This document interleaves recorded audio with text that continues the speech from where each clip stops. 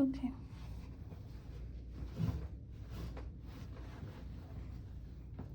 So this word problem says, a rock is projected into the air. The distance in feet above the ground after t seconds is given by S of t equals negative 16t squared plus 64t plus 32. How many seconds does it take for the rock to hit the ground? So what we're finding is when s equals 0, meaning the distance above the ground is 0, what is the value of t? So what I'm going to do first is just rewrite the expression.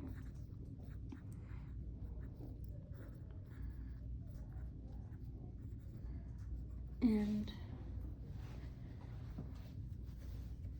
what I'm going to do is solve for s of t.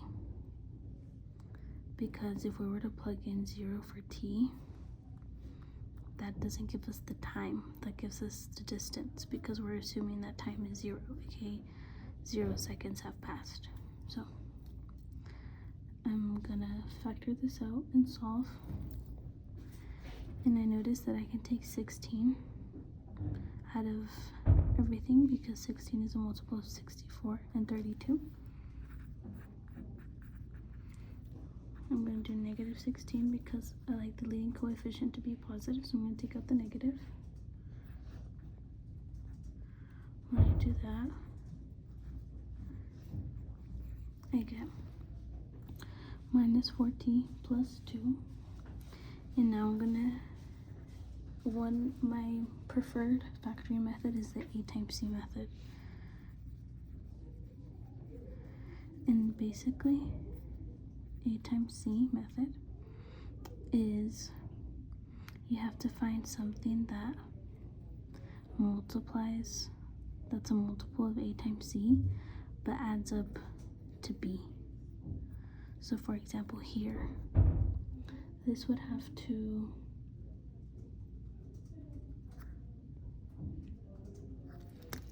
I think I copied it wrong. Sorry, this is going to be minus 2 in order to get, because a negative times a negative is going to get you a positive. So this is minus 2. So I'm just going to label my variables. A times c is negative 2. And I have to find multiples of negative 2 that add up to negative 4. So I'm going to go one by one, and in reality there's only one. So it's just negative 2, 1, or 2, negative 1. And neither of these add up to negative 4. So if I can't use the a times c method, I'm going to use the quadratic formula. And the quadratic formula, I'm just going to do, well yeah, I'll just do it right here, is minus b plus or minus b squared minus 4ac over 2a. And in order to use the quadratic formula, you need to memorize it.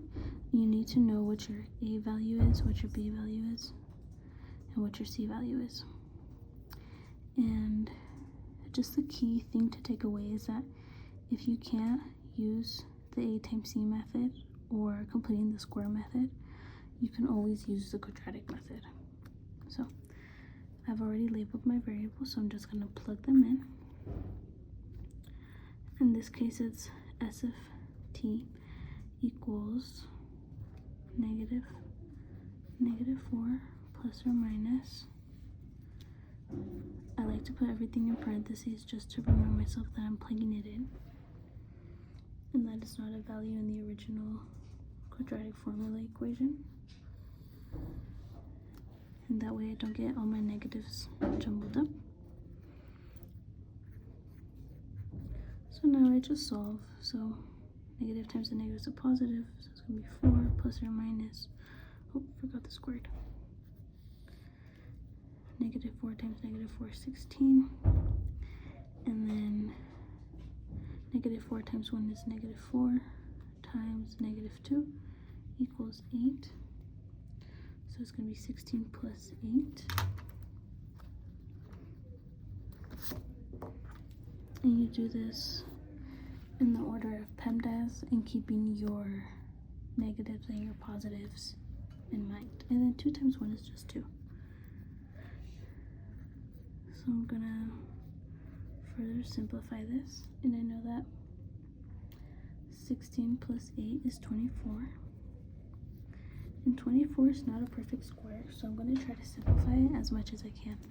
So it's kind of like a little tree of multiples. So I'm going to look at all the multiples and see if I could simplify it even further. So the key strategy is to divide it by 2 and keep dividing everything by 2 until you can't divide anymore. So 2 and 3, that's when I know to stop. And you get a pair. And once you get a pair, that pair counts as one thing. So it's not 2 times 2 is 4, it's just 2. So, and because we stopped right here, I know that it's going to be further simplified into 2 square root of 6.